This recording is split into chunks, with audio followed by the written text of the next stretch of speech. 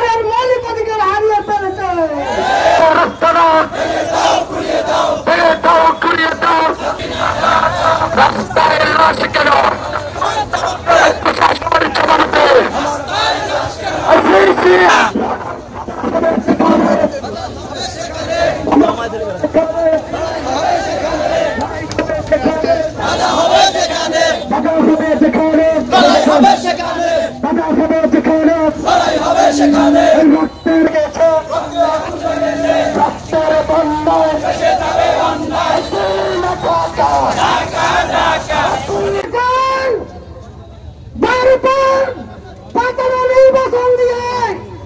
অবৈধভাবে ক্ষমতা দখল করে এই দেশের জনগণের মৌলিক অধিকার হরণ করে দিয়েছে। সর্বশেষ এই নির্বাচনে এই দেশের জনগণ দেখিয়ে দিয়েছে এই দেশের জনগণ 5% জনগণ ভোট কেন্দ্রে সরকার নিতে পারে না। এই দেশের জনগণ বলছে এই সরকার প্রধানমন্ত্রী ধনী হাসিনা আপনি 18 কোটি জনগণের সরকারের মৌলিক অধিকার হারিয়ে ফেলেছে।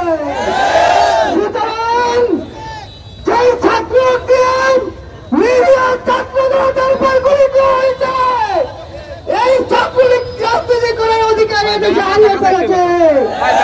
সুতরাং কোথাও ছাত্রলীগকে নিষিদ্ধ করার ঘোষণা করা শিক্ষা সন্ত্রাস একসাথে চলতে পারে না। ছাত্রলীগ মানে সন্ত্রাস। সেই পুলিশ বাহিনী সেই পুলিশ আমার নিজস্ব উপায়ের উপরে গুলি করেছে। আমরা তো এখন মনে করি এর ভিতরে কোনো শিক্ষা নাই, এই মেধাবীরা এই কোটাধারী। কোন শিক্ষিত বিবেকবান কোন সচেতন মহল কোন সচেতন পুলিশ একজন অনার্স মাস্টার্স পাস করা বিসিএস জানি ছাত্রকে আঘাত করতে পারে না।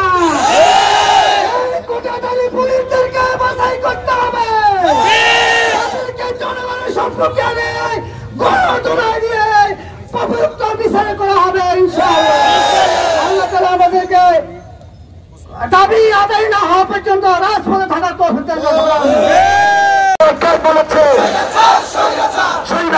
সরকার